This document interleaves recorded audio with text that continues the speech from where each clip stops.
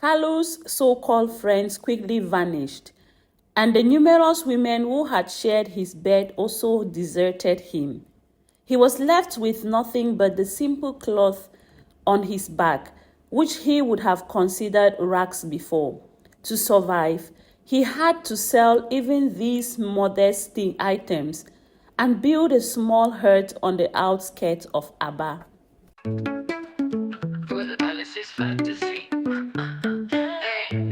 Survival became Kalu's daily struggle.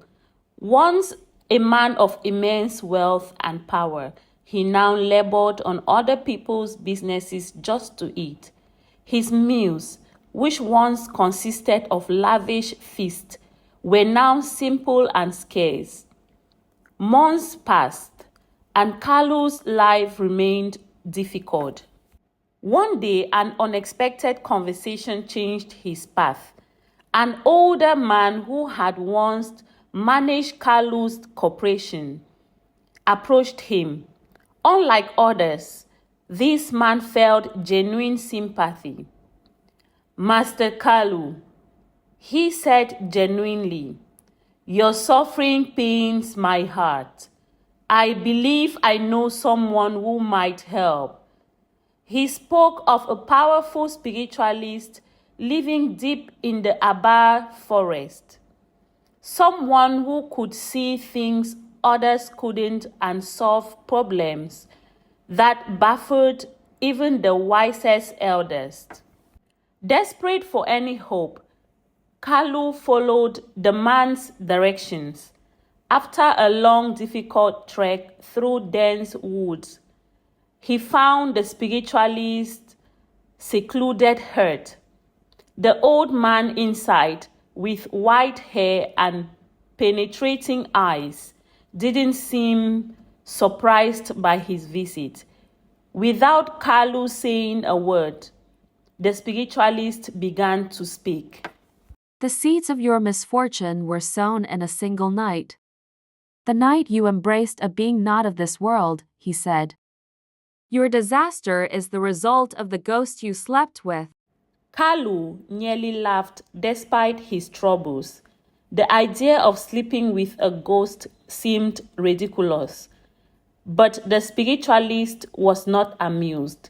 With a strained voice, he described a vivid detail the event that occurred that night Kalu took Serafina to his house.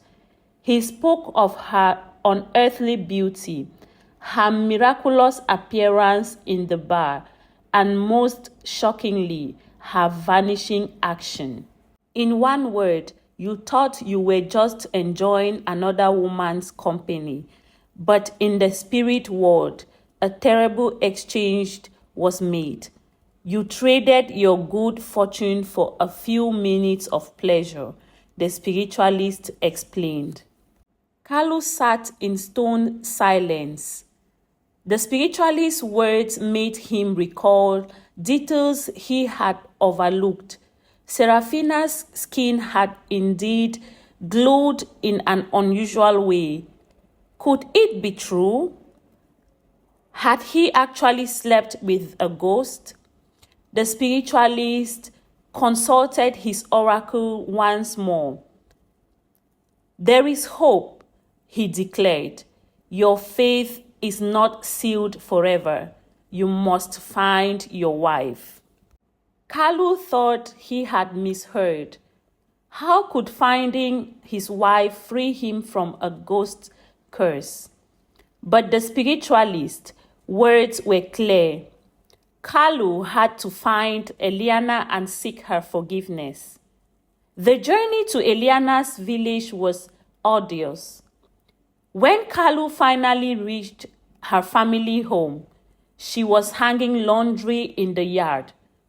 The basin of clothes dropped from her hand as she saw him.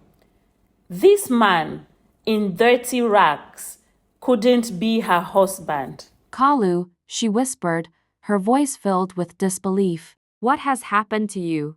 Without a word, Kalu knelt before her, breaking down in tears. He described his dramatic fall. I lost everything, Eliana, but losing you was my greatest loss. I didn't see it then, blinded by wealth and lust. But now, with only my life spared, I understand. Eliana looked at him, her eyes filled with a mixture of sorrow and resolve. You broke my heart, Kalu. You shattered our home's peace. But our tradition teaches that a truly changed heart merits a second chance. She helped him to his feet and called out. Nana, come here. Their son, now a young boy, approached cautiously.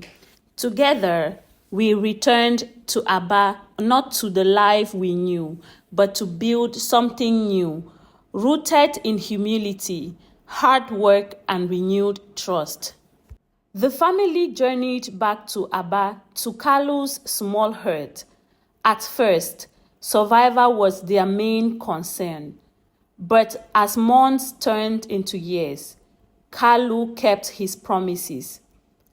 He worked diligently, whether on his small plot of land or for other businesses. Gradually, blessings seemed to return. His little business flourished, responding well to his attentive care. One particular good year, Kalu made a bold choice. Instead of saving all the extra money, he used some to help a struggling family in Aba. This act, small yet significant, marked a turning point. People saw that the new Kalu wasn't just changed in fidelity but in spirit. He understood the journey of giving. This is fantasy. Hey, you can watch amazing educational tales, real life African folktales. Alice's fantasy.